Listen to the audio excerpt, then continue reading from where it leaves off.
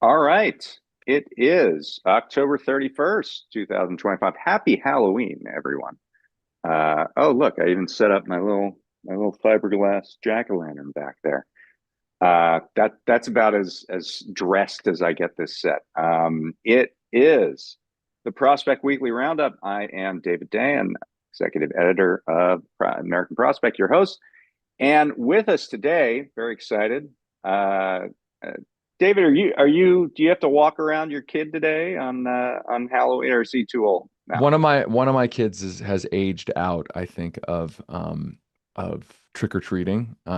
He is about to turn 15. But my daughter, who is 11, she is You very will be. excited. Yes, I will be. Who is she dressing up as? She's still deciding. I don't wanna pin her So, down.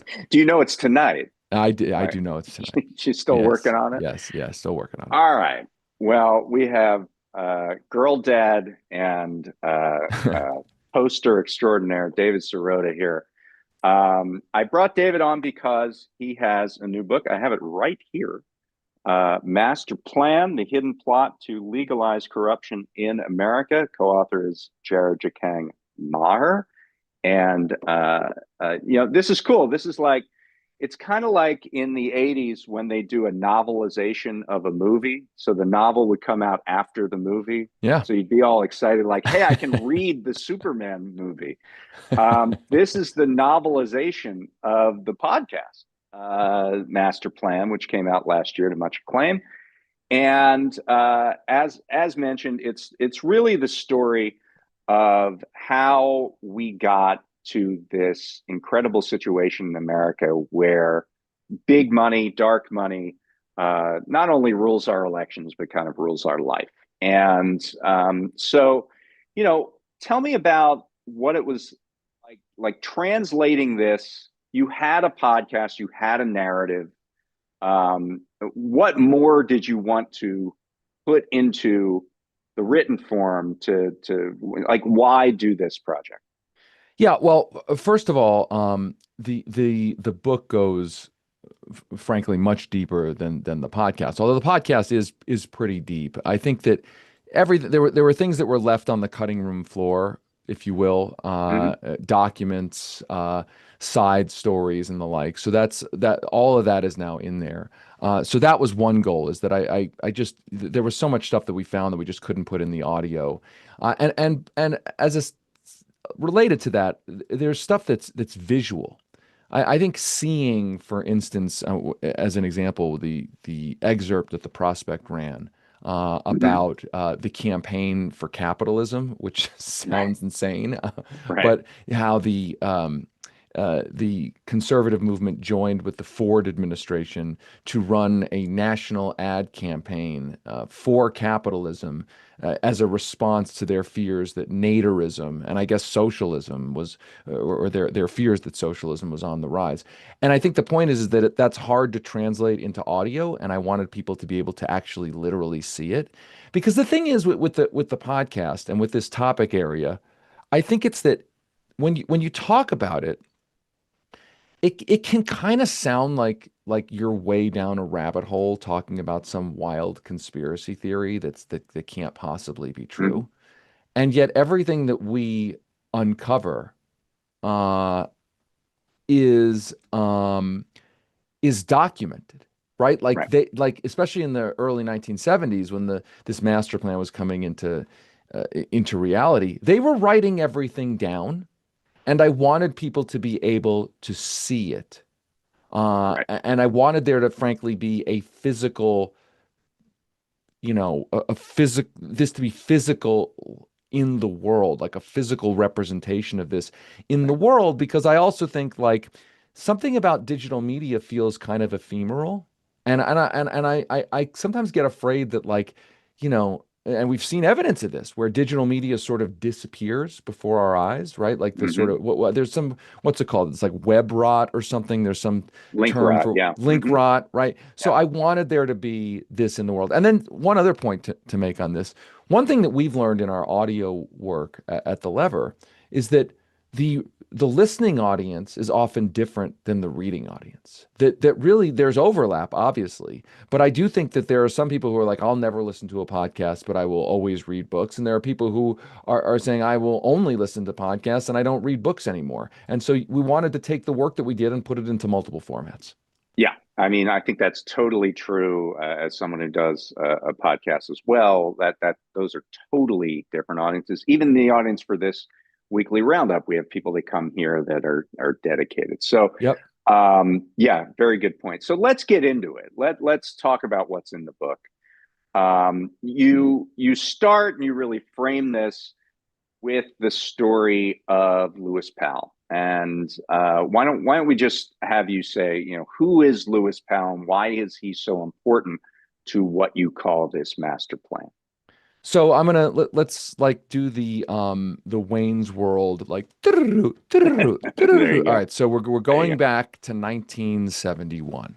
And in 1971, uh, Ralph Nader is this huge political force passing things through Congress. He's basically a political celebrity. He's being rumored as a vice presidential candidate, passing things, food safety and auto safety, et cetera, et cetera. He's on the Nixon tapes where Nixon is freaking out about how much success that he's having in Congress. And Ralph I Nader, remember in the 60s, like GM hired private investigators to yes, tail him and to yes, try to come up with like compromat, yeah, to sort of blackmail him, try to throw women at him, right. and it only made him stronger. So he was really this totemic kind of figure. Yeah, I mean, it's like a different galaxy in a whole different political Yes, universe. And Ralph Nader gets written up in Fortune magazine, like right, the magazine of the oligarchy. right. He gets written up. And actually, side note, one of our listeners and readers um, sent us the original Fortune magazine. So I actually have Oh, this nice. Fortune magazine. It's amazing. And that's all a context for the fact that Lewis Powell reads the Fortune magazine article and has kind of a freak out. And Lewis Powell is a tobacco lawyer on the board of Philip Morris. He's been Right, president of the American Bar Association. So, sort of, his law firm advises big corporations. He is like Mr. Corporate Establishment. And he is living in Richmond, and he's friends with a chain store mogul who is the president of the Chamber of Commerce, and he decides to write a memo to the Chamber of Commerce, essentially saying that Ralph Nader and Nader types are an existential threat to free market enterprise, the right, capitalist system, the sort of corporate system of America, and media and the business community and those with means need to invest heavily in American politics and media because essentially the government has become too responsive to what people want. That's right, really the crux of this. And it's again shrouded in, it's a threat to the free market system, et cetera, et cetera. But it really is like the people are getting too much of what they want. And so soon after Lewis Powell writes this memo, it starts circulating among the business elite. It remains private for not published, but circulating for a year. And in the interim, Lewis Powell gets a phone call from Richard Nixon, gets nominated to the Supreme Court. And his nomination sails through because he is portrayed as this sort of moderate, and Nixon's two previous nominees had been rejected or had withdrawn over segregation right. positions. So Lewis Powell is seen as this moderate, and importantly, as you'll read in the book, Lewis Powell has developed a friendship with J. Edgar Hoover, uh, uh, sort of mutual hatred of the hippies. They've developed a correspondence where Hoover is asking for him to essentially, you know, expose communists in the legal profession. And shocker of all shockers, the Powell memo, which is this incendiary call to arms, is not found by the FBI investigators who forward information to the US Senate when they consider his nomination. So his nomination sails through. And there's a lot of, retro history where some people have said, if senators knew that he had written the Powell memo, it at least would have been a centerpiece of the hearings, and he may have even Yeah. gotten voted down. Anyway, so that pays off for Lewis Powell. The Powell memo does not get exposed for another in the newspapers for another year in a Jack Anderson column.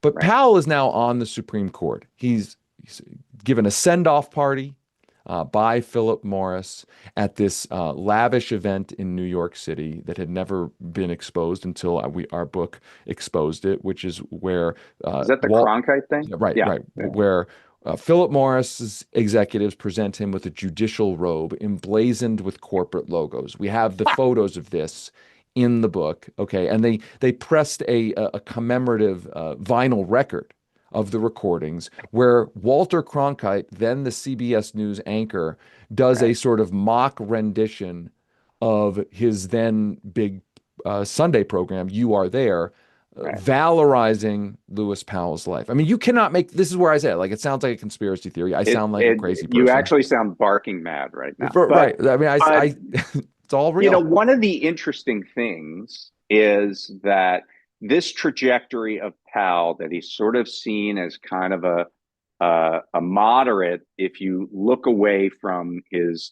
deep corporate business ties, is recapitulated throughout the book.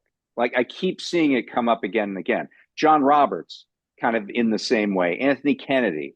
They all sort of present this fluffy image, but in reality, they have, very much instituted a corporate court, and it's all a backlash. At least on the Roberts and Kennedy side, it's a backlash to what happened to Robert Bork, right? That you can't be out and out ideologically deeply conservative, but you can be a corporate conservative that just sort of sands off the edges. Yeah, it's a really good point. It's about the fact that these people kind of speak the language of I wouldn't even call it moderation, but kind of like sensible, thoughtful, not voluble rhetoric and language, even as they are implementing a radical agenda. And the thing is that Lewis Powell, what's really interesting about Lewis Powell's this part of his life is that he's presenting this sort of moderate image, but he's also like giving speeches that are more and more angry about communism, leftism, hippies, right? He's being radicalized in the moment. This is the Right. era of like Barry Goldwater, Ronald Reagan, et cetera, et cetera. So he's giving these sort of private speeches, but then in the public forums, he's coming off as like a polite Southern gentleman. Now, where this all hits the road is that after he writes his memo, he gets confirmed on the court.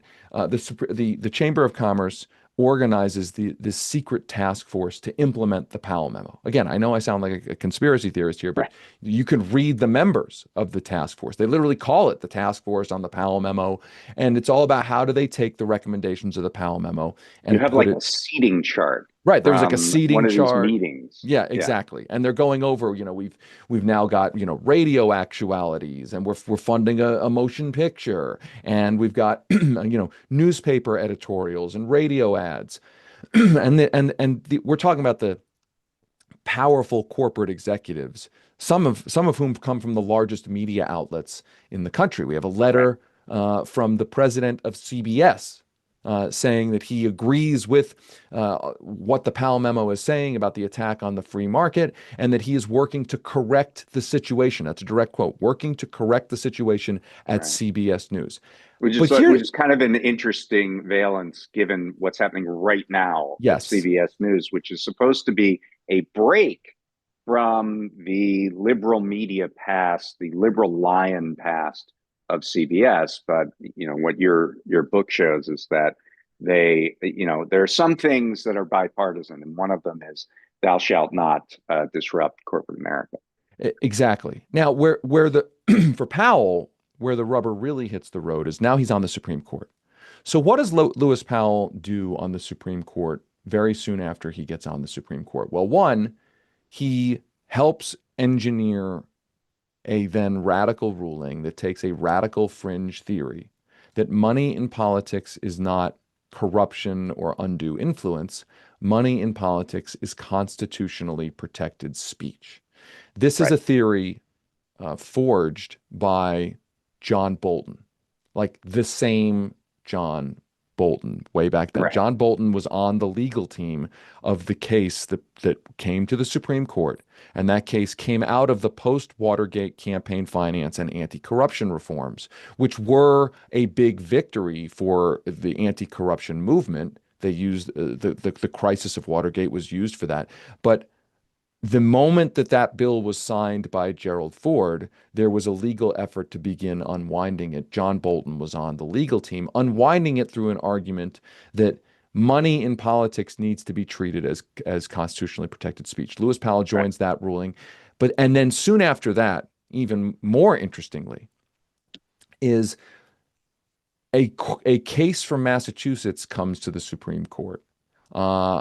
It's about a bank and a ballot measure on taxes. And the bank basically wants to be able to spend against the Right. ballot measure. And there's a law in Massachusetts that essentially says you can't spend, a corporation can't spend against the ballot measure if it doesn't have something directly to do with the thing the corporation is involved in. So it was about income taxes, and the argument was, it didn't have to do with financial regulation. The Right. bank goes to the court. Lewis Powell, we have the memos from behind the scenes at the court. Lewis Powell essentially hijacks this case from other justices. Justice Brennan was supposed to write the majority opinion in a narrow ruling about the issues at play. Brennan then says, I don't necessarily think I believe in the majority opinion here of siding with the bank. I'm out. Powell's like, this is my moment. He takes the case, and not only does he take the case as the author of the opinion, he broadens it out in a huge way to not just the merits of this case, and he creates essentially the idea that corporations have those rights, Right. that their spending is constitutionally protected speech. That's not just for people, now it's for corporations. That ruling, the Bellotti ruling, becomes the foundation of Citizens United, which is written, of course, by Lewis Powell's immediate successor, Anthony Kennedy. Yeah. It's interesting because you can take sort of the lessons of the Powell memo in a number of different directions. There was a very celebrated set of actions in the late 1970s during the Carter administration that basically turned the Federal Trade Commission into a hollow shell. Michael Pershuk was this guy who was kind of the proto Lina Khan. He was a kind of a hard charging guy who came out of the Nader world and public citizen, and was doing a lot of things on consumer protection in particular at the FTC. And this was where corporations kind of made their stand in the regulatory world. And they got public opinion to turn on the FTC. And the FTC was so cowed that they essentially did nothing for 40 years. That's one way to tell this story. But you go for, I think, and also just as valid and just as interesting way to tell this story through Powell's presence on the Supreme Court, and specifically the issue of money in politics, which is kind of the issue that stands before everything else. If you want to get to everything else, you want to make progress on anything else that people care about, you have to get through this giant brick wall made by money that corporate America puts up as a roadblock. So take us from, so there's this Bilotti ruling. There's also sort of Buckley versus Vallejo, and there's some other rulings there. What happens in between that ruling and then what we get in Citizens United, which is actually, there's kind of a peak and valley kind of story here, because you have the Federal Election Campaign Act that then Bilotti and some of these other rulings kind of try to neutralize. And then, the pendulum swings back. There's another campaign finance effort that is successful in Congress, and another Republican president kind of grudgingly signs the bill. But then that necessitates the court to step in again. So tell that part of the story. Yeah, so after the Bilotti ruling, it's sort of a flood of corporate PAC money and really money in general into politics.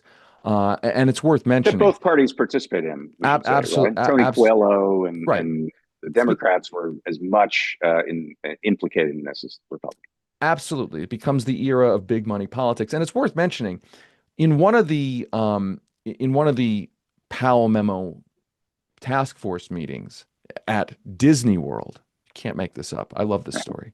Okay, they have a meeting at Disney World where they fly in the then House Minority Leader, Gerald Ford, William White, a U.S. steel lobbyist who's part of the task force, flies in Gerald Ford. And one of the agenda items was the Federal Election Campaign Act amendments that were in response to Watergate. And they're talking about how to get around them, or how to put things into this bill that will still allow big money into politics. And what comes out of that is Gerald Ford, a year later as president, he signs the bill. And in the bill is the loophole that creates the modern corporate political action committee. So all that's to mention that then into the 80s, corporate PACs become competitive, and then not just competitive with, but sort of outspending in a huge way money from groups like organized labor. So it becomes this era of big money politics. And towards the end of the 80s, there is this scandal, the Keating Five scandal, which sounds quaint by current standards. It's the Keating Five scandal is basically how politics works now, but it was a huge scandal back then. A big SNL mogul in Arizona named Charles Keating, who was also a big political donor, went to 5 senators, asked them to pressure a federal regulator to back off scrutiny of his savings and loan. And John McCain was one of those. And the scandal blows up. John McCain does not get indicted, but he's sort of hugely embarrassed. And he comes to the anti-corruption cause with the zeal of a convert, ultimately championing the so-called McCain-Feingold bill, which is designed to reduce the channels through which big donors and corporations are going around the post-Watergate campaign finance laws, particularly soft money, money to the parties. And John McCain almost wins the Republican nomination for president. At least for a moment, it seemed like he had a chance to win, running completely in 2000. In 2000, he did win in 2008, but he ran in 2000. He Right. almost wins on an anti-corruption message. Right, and his legislative campaign is so successful that even George W. Bush, Mr. Big Money, is forced to sign the McCain-Feingold law in I think it was 2002. Yeah.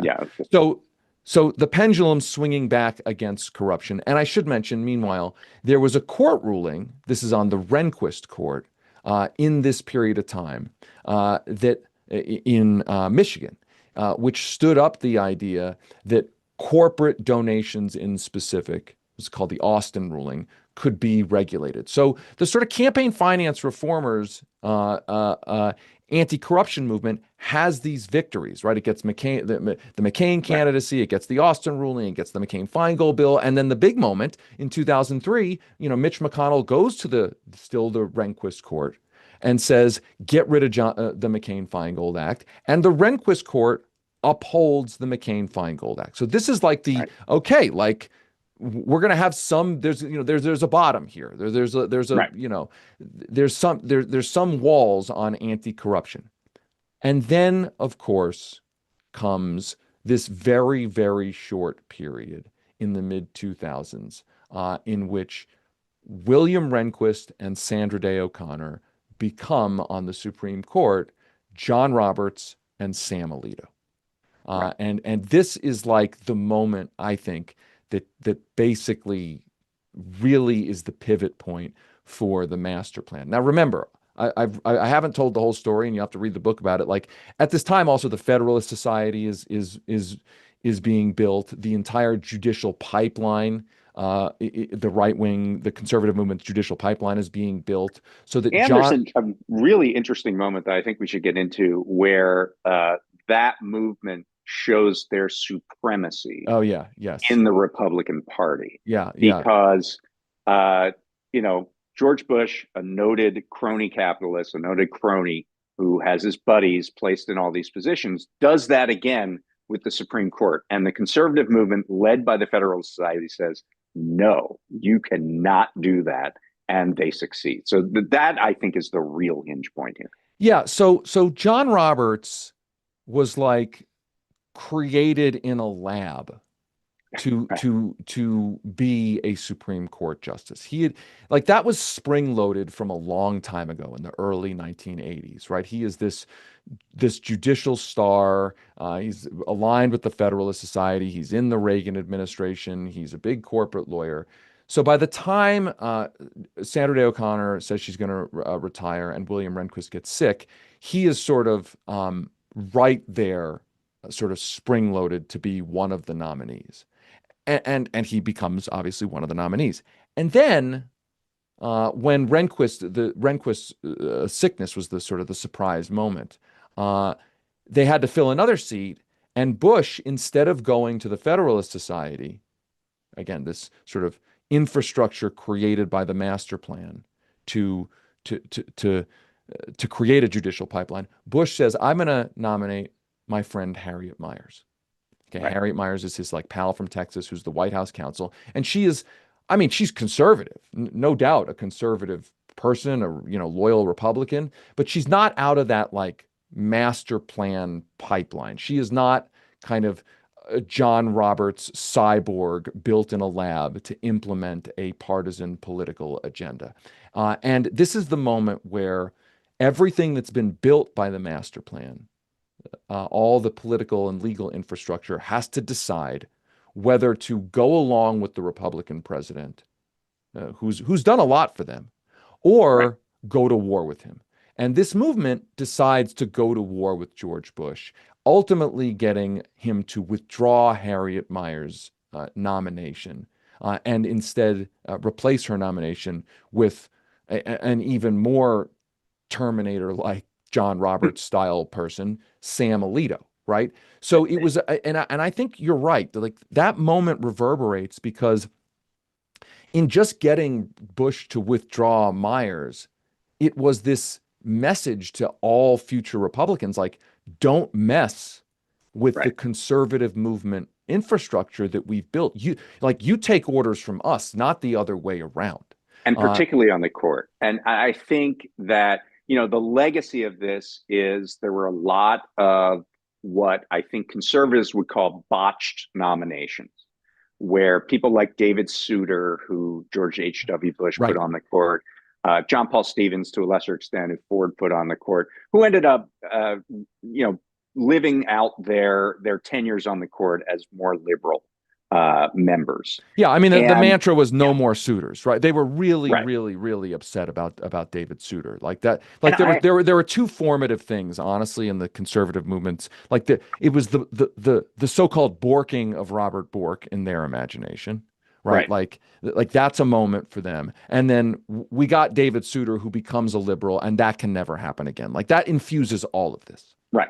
And Myers represents that mainly because she's unknown, not necessarily because she's, going to go down this road again, but because she's unknown, personal lawyer, friend. She worked for a corporate law firm. She worked for Locke Lord, but was kind of unknown to this group that was dominating the space on the conservative side. I remember like writing. I was writing at that time. You were writing at that time, And I remember Harry Reid just sort of saying, we should give her a chance. Like, why not? He was like, how dare George, these people, go after their own president, and can't George Bush have the spine to stand up to these people? It was a very interesting moment where you didn't really know what was going on, but then if you went behind the scenes, you could kind of figure it out. And what ended up happening is that, yeah, they bared their teeth and they showed their supremacy. And within just a year or two, or a few years, these rulings start running out that really push back the campaign finance reform movement. Right. And so this is where Anthony Kennedy finally gets his chance, right? Anthony Kennedy, who has been on the court now and been a dissenter in a lot of these campaign finance and anti-corruption cases, who's been saying, I'm Mr.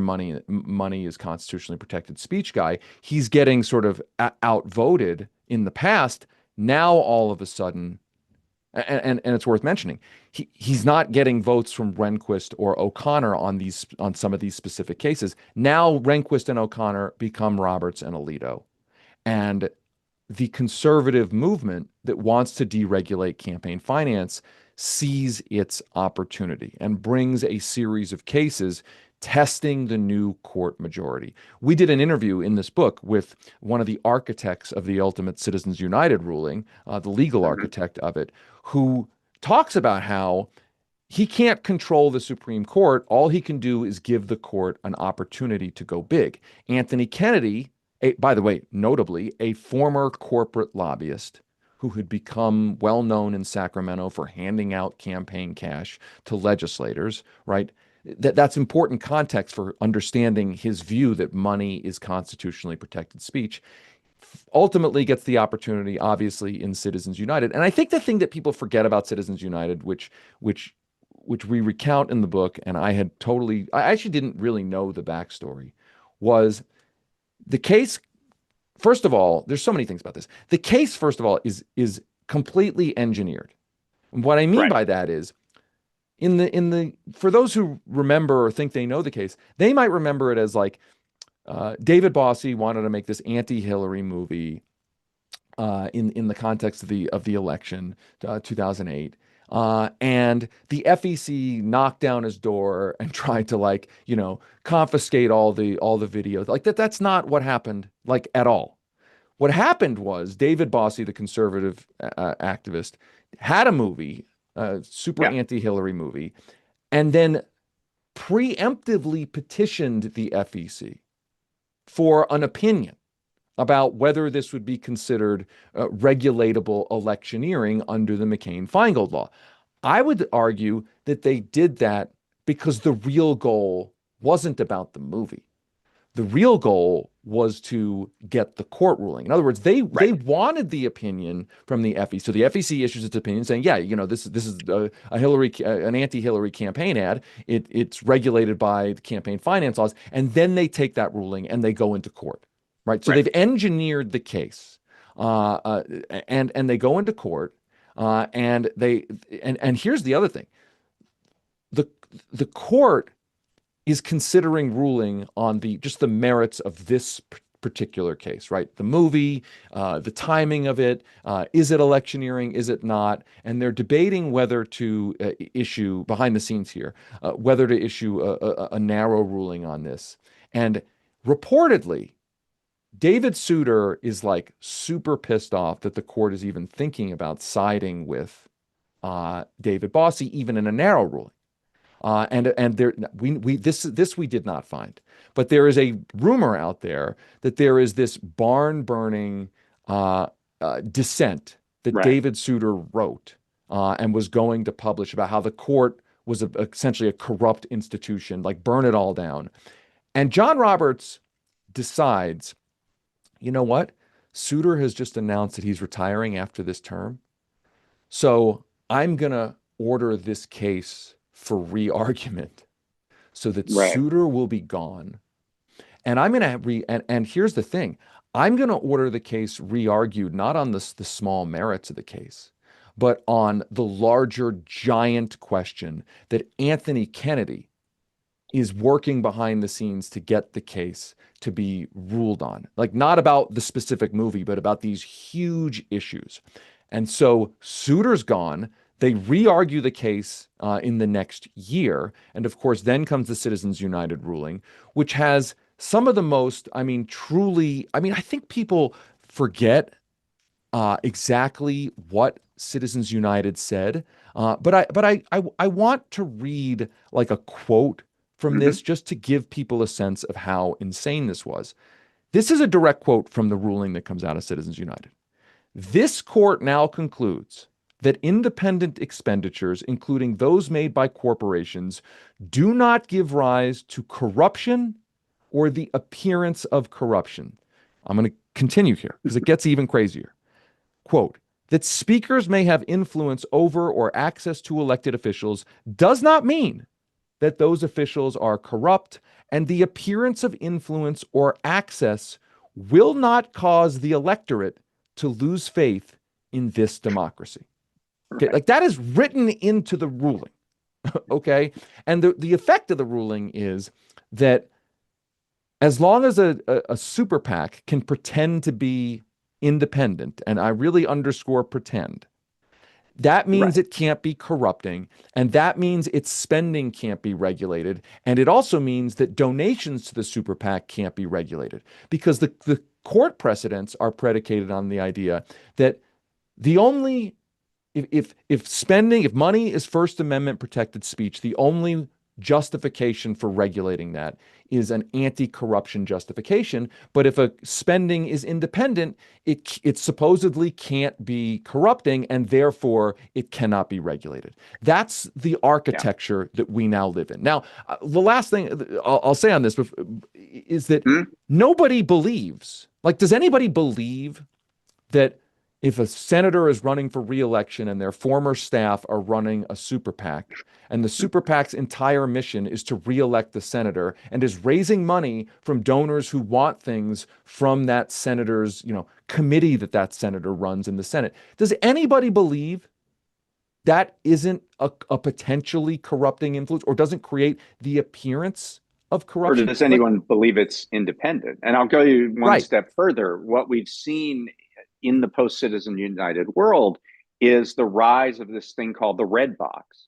And what the exactly. red box is that if a candidate is running for reelection, they will put on their campaign website, usually bordered by literally a red box that says, people ought to know this about my opponent, and lists a bunch of talking points that they want out there about the opponent, which is like this giant, literally red flashing signal to the super PAC that these are the things I want you to focus on. These are the things I want you to make ads about and attack my opponent about. And it's coordination with some thin reed that it's not coordination because it's all sort of happening in public. The candidates even put out B-roll of themselves in random parts of their website, pictures of them, videos of them talking to voters or whatever, so that they can be pulled off by super PACs to use in their campaigns. I mean, it is the most ridiculous thing, and all of this sanctioned by this ruling. And you're telling that's like the nice normal version of this, right? Yeah, I mean, the 2015 indictment of Senator Robert Menendez was all about accusations that he essentially coordinated donations to a supposedly independent super PAC operating in support of his reelection in right. exchange for things, official acts that he was doing as senator, right? Like, don't give me the money, right? Don't give my campaign the money because you're not allowed. But Right. hey, the super PAC over there, you can give your money over there. So the whole notion that super PACs are independent and not corrupting forces is absurd, but that gets enshrined into law. Now, one other point to make here is that concurrent to all of this is a whole separate set of cases overturning bribery convictions, right? This is like a Right. concurrent line. This is from, you see the overturning of the conviction of Virginia Republican Governor McDonald, Bob yeah, McDonnell, yeah, aides to Chris Christie, right, associates of Andrew Cuomo, culminating in the ruling last year, where an Indiana mayor gives a government contract. The government contractor soon after gives the Indiana mayor, I think it was a $10,000 payment. He had been convicted on bribery charges. The Supreme Court intervenes to overturn this, saying the sequence of events proves it's not a bribe, it's a legal gratuity. So they right, are a tip, they are deregulating campaign finance, and they are narrowing the right, enforceability of bribery laws. Now, I think we have to zoom out and ask the question, okay, all right, if all this is happening, why? Like, what's the point of all of this? And I think it goes back to like, this is why when I hear people talk about the democracy crisis, I'm right, like, yes, Donald Trump, his authoritarianism, et cetera, his money in politics, corruption, like that's all a symptom of the democracy crisis. But if you're if you're scandalized by that, let me introduce you to the 50-year master plan to deregulate campaign finance and right, destroy anti-bribery laws, because at the heart of this is the premise, I think, by the people who engineered the master plan. They understood that in a one person, one vote functioning democracy, they weren't going to be able to get the policies that they wanted that would preserve their wealth and power. In fact, they were getting Nader-ish policies that were right, more responsive to what people actually wanted.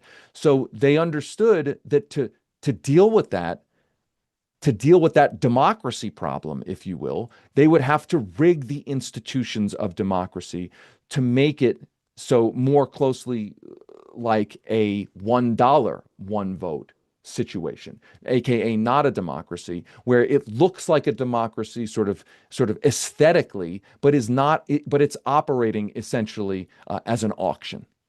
yeah. And so we've now progressed to this point where President of the United States can bulldoze a wing of the White House, put up a giant monument to himself, and keep inflating the price tag of it so he can get more and more corporations to pay for it, so that there's sort of inventory for this corruption, that there, as long as private donors get to pay for this ballroom, then they can enact, they can extract favors from it. And also he gets to keep them in line basically with his program, because they're getting something out of it. And what he gets out of it is that the institutions that gave some mild pushback to Trump in the first term won't do so, because they're getting a benefit on the side. And so, and under the current what we call laws, there's almost no way to break this cycle. It's just sort of reducing into an absurd track. Now here's I think the silver lining. To Right, me, the silver lining is I feel like, especially, you and I are old enough to have lived through the time, a period of time where corruption was deeply embedded in the system, but there were attempts at plausible deniability, right? Like, yeah, right, the money buys politicians, but maybe it gives donors more access, but it doesn't necessarily create outcomes. And the sort of the 90s and the 2000s, even into the 2010s, the sort of idea that like corruption is this thing that exists, but it's kind of soft corruption. It's not really like hard corruption. And so there was kind of like a plausible deniability. No, I don't necessarily think everyone really believed it. But now we're in an era of like explicit, flagrant, in your face, almost braggadocious corruption. And I think there's like, as much as Donald Trump is a pathological liar in his individual statements so often, that he's actually on this score almost kind of honest vibe wise, in that I don't think he's making much of an effort to pretend he sees government as anything other than a transactional process. I don't really think he's making much of an effort to deny the fact that that the things that he's doing is enriching himself and his families. I mean, it's sort of goes back to the old so-called honest graft idea, right? Like, the Tammany Hall idea, which was like, yeah, corruption exists, but corruption greases the wheel. Corruption is always going to be there. And it's like, it doesn't necessarily connect to your life. So you, the voter, shouldn't care about it. This is just politics. Right. And I think that, so I think there's like we don't have to convince anybody anymore that like corruption is here, it's bad, it's endemic. Like we're through that. Everyone sees that. Now the question for this moment, I think, is do we just accept that and say, okay, this is no longer a scandal, it's no longer a controversy, it's no longer even what we deem corruption, it's just what politics is. That is the pivot point that we're at right now. And that brings us to a case that's at the Supreme Court literally right now. Two cases are at the Supreme Court right now. One is a case spearheaded by J.D. Vance, designed, the specifics are he's trying to eliminate the remaining restrictions on how much spending, party spending, can be coordinated with candidates. Sounds like an esoteric issue. What it's really about is whether parties can be used as just backdoor conduits of unregulated money. A return to soft money. Yeah. A return to soft money. So J.D. Vance trying to take out what remained of campaign finance law after Citizens United. Meanwhile, there's a case coming out of Ohio, a conviction of a Democratic city councilman who's already been pardoned by Donald Trump, FYI. So it's the first case in anyone's memory where somebody who's already been pardoned for the conviction is still pursuing an appeal on this case. The case is being represented by Donald Trump's former Solicitor General. So the conservative movement, like this seems to me to be about a lot more than like one Cincinnati municipal deal. And here to me is the interesting thing. Remember the story about Donald Trump reportedly saying to fossil fuel donors, give me $1 billion and I'll give you policy favors? Okay. The appeal to the Supreme Court cites this specific example and says essentially, if you allow this conviction of this city council person to stand, an aggressive prosecutor under the same principle could prosecute this kind of thing that happened with Donald Trump and the fossil fuel industry as a quid pro quo deal, as if that would be a bad thing. In other words, the case is citing the pervasiveness of pay-to-play deals like this. Give me money, I'll give you favors. They are citing it being so pervasive and saying to the Supreme Court, thus and so, it is so pervasive that you should make sure to be clear that it is not prosecutable, because by allowing it to be prosecutable, you will be criminalizing what we should accept in America as just normal politics. So those are two cases where the trajectory would get surely worse. Yes. I do think, because I think you're right that we don't have to convince any people anymore that this is happening and this is bad. What we do have to convince people of is that this can change.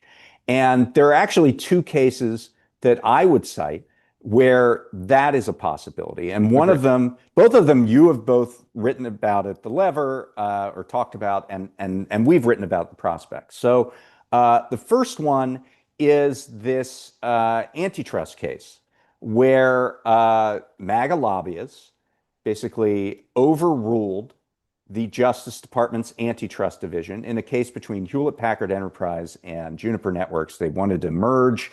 It's not important, but they do back office stuff for Wi-Fi and enterprise connectivity and networks. And the lobbyists basically got the heads of the Justice Department to overrule the antitrust division and allow this merger through. Because it was a settlement, there's an old kind of another post-Watergate law called the Tunney Act, because one of the things that Nixon did back in the 70s was he basically said, you companies that donate to me should be allowed to merge, essentially is what he said. And they put in this thing called the Tunney Act to say, well, actually a judge has to overlook these merger settlements to make sure they're in the public interest and that corruption didn't define the reason for the approval of the merger. And that's happening as we speak. There's going to be, in all likelihood, a Tunney Act proceeding in this case between Hewlett-Packard and Juniper presided over by a Biden judge who was a labor lawyer named Casey Pitts in San Francisco. That has the potential to expose this pay-to-play corruption for all to see. So that's, at least, but that's more on the level of, hey, here's what's happening and we're going to expose it. Already the chief of staff to Pam Bondi has resigned because of this, doesn't want to be involved. The one that's, I think, more interesting is what's happening in Montana. And instead of me going over it, and we've written about it, but you've also done so, why don't you tell us about this situation in Montana, ballot measure that could provide some of the initial pushback, really, to Citizens United? So Citizens United and that whole string of cases relies on the idea that corporations are people. That presumption in the law from the Supreme Court itself is relying on state law that treats corporations as people. Now, states didn't always do that. Without going into the long, detailed history, about 100 years ago, corporations that were chartered by states with limited powers, and then there was a kind of race to the bottom. Everyone was competing to get corporations to come into their state. Ultimately, the bottom of the bottom of the bottom was essentially it was first the New Jersey paradigm, and then became the Delaware paradigm, but then became everybody's incorporation laws, which was fine. Corporations, there are no limits; they're just people. That became that's state law basically everywhere. What Montana is doing is saying, well, wait a minute, we never gave up our power to say that corporations aren't people. Like, we still have that power. If you're a corporation in Montana, and importantly, if you're a corporation that's not headquartered in Montana, but you're operating in Montana, you have to abide by essentially our incorporation laws. And the Supreme Court treats corporations like people because of those state laws. The Supreme Court has, for 100+ years, has made, in all sorts of rulings, states are the ones that decide, that create corporations. They are artificial entities, and if states are treating them as people, we will treat them as people too. The point being that Montana is proposing to change its incorporation laws to say, okay, corporations have all the powers that they currently have, except one power. They can no longer spend in elections, whether you're a corporation headquartered in Montana or a corporation outside of Montana operating in Montana. Inside of our state, you are not allowed to spend on elections. That's what they are proposing to put on their ballot. And I think what's really fascinating here is that they are using the Supreme Court's own precedents for this. And look, I know people will hear this and say, well, the Supreme Court can wake up every day and just decide to, throw out, stare decisis, throw out its own precedents. And yes, that is true. But I think just because something in the future could happen that would be like hard to believe, and in this case, like unwinding, 100 years of corporate law, there are things that the Supreme Court does not want to do. They don't necessarily want to touch any of that, right? So I just think like the future, they could do something bad is not a deterrent to let's do something within the rules they've set forth here that could be good. And it's like the old Simpsons thing where Homer Simpson says to his kid, you tried and you failed. And the lesson is never try. Like that can't be the lesson here. And Montanans are trying. Right. And I should also mention, there is also this other case that we're going to be reporting more in depth on soon, which is the case out of Maine, which also uses the Supreme Court's own precedent. It's a case spearheaded by Larry Lessig, but it comes out of Maine passed a ballot measure, I think it was last election, that said contributions to super PACs are regulatable, right? The super PACs operating in our state cannot take unlimited money. Now, this goes straight to the Citizens United situation, but in a different way. Citizens United said that you can only regulate donations that you can prove have a direct corrupting influence. That's why, at least up until now, you can't give $1 million directly to a candidate's campaign, because the idea is like you can regulate that because direct to the campaign is just obviously can be corrupting. So here's the interesting thing that happened. Maine passes this law, and they go to a federal court, the district court, and they cite all of these examples, like the Menendez example, of the candidate used a coordinated donations to a super PAC, which was in a corruption scheme. And the district court issues a ruling saying that actually super PACs, our finding is super PACs can be part of a quid pro quo corrupting scheme. Now, the district court also says, but they interpret Citizens United to mean that there's a threshold of corruption, that it's got to reach like some corruption is allowed, but other corruption isn't. What Lessig's case argues is, hey, I now have a district ruling. He's going up to the First Circuit and ultimately probably to the Supreme Court, saying, hey, court, I have a ruling now from a court that says super PACs are and can be part of a quid pro quo corruption scheme. You have said that money that can be part of a corruption scheme or a quid pro quo can be regulated. Now I have a set of your own, a court saying this. We need you now to respect your own precedent when it comes specifically to super PACs. And I think, look, the Supreme Court could come up with a tortured reason to not, but I think there's a strong argument of using the Supreme Court's own precedent to say when it comes, Montana's dealing with corporate spending, direct corporate spend. Can corporations spend? This Lessig case is dealing with, can super PACs exist, unregulated, unlimited contributions to super PACs. So that's another place that I think this is a real live issue. And then, of course, the last thing that we really should talk about in the context of the New York mayor's race is, the takeaway, people, why has Zoran Mamdani been able to ascend? Was it his charisma, his message, his slick ads? He's good on social media. I think actually the takeaway is the biggest factor is the one that hasn't gotten very much discussion at all, which is the fact that I believe there would be no Zoran Mamdani campaign without New York's system of publicly financed campaigns. And the Supreme Court has repeatedly said that publicly financed campaigns are well within the boundary of acceptable. They don't violate, First Amendment stuff that Citizens United is about. And for those who don't know what that is, very quickly, publicly financed campaigns essentially operate typically as matching funds, that they say, if you raise a certain number of small dollar donations, we, the government, will match those donations to the campaign. In New York, it's an 8-to-1 match. So Zoran used to be a presidential version of this. That technically there still is, but the candidates technically still is. They don't use it, but it was famously opted out first by Barack Obama.